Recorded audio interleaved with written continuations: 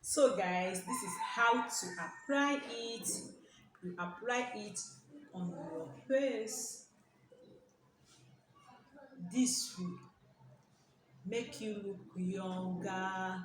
Even if you are 50, this mixture will make you look younger than your age.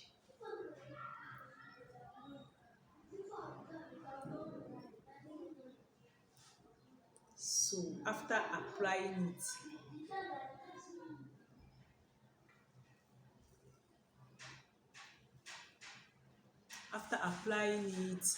you leave it for 30 minutes. Then you wash it off with warm water. You will see how young you look. You look younger than your age. Thank you so much for tuning in. Thank you so much for stopping by. Please don't forget to like this video, and also don't forget to subscribe to my YouTube channel and turn on your notification bell to be notified each time I upload a new video. If this is your first time coming across my video, you are welcome. My name is Juliet Godswill. If you're watching me from Facebook, please like this video and also follow my page, like my page. Thank you so much once again, and see you guys in my next video.